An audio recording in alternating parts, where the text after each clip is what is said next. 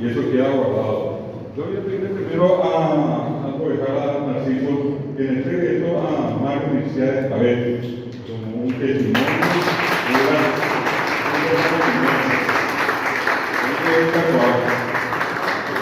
Por la brillante conferencia que hicieron acá para nosotros. Guadalajara, yo por favor, le pregunto al doctor Rufino Cristado, que actúa por el Parlamento de ahí.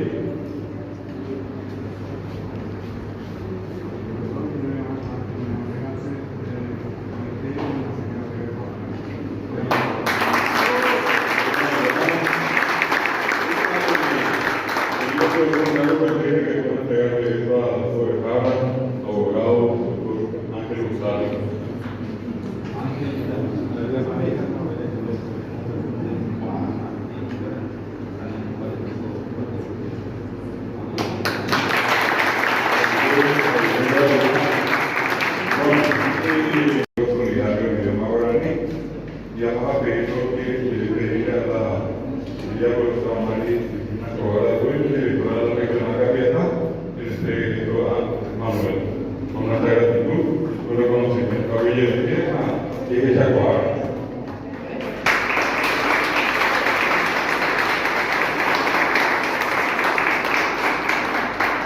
Vamos a pedir ahora a lugar a la pastora, que la dueña del mismo.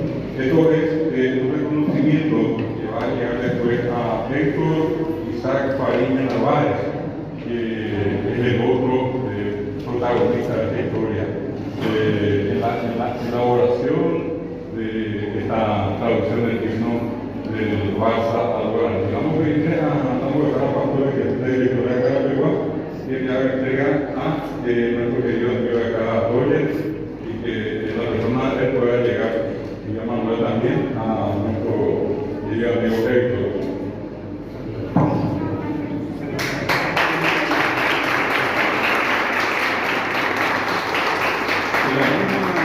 La misma decisión, con el mismo espíritu, queremos hacerle entrega, en este caso a la pequeña barcelonista de Asunción.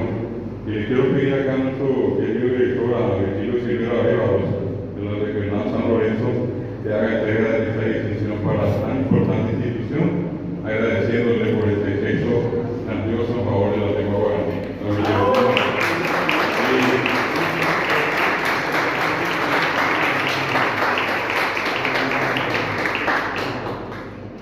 Porque yendo a nuestro escuela, queremos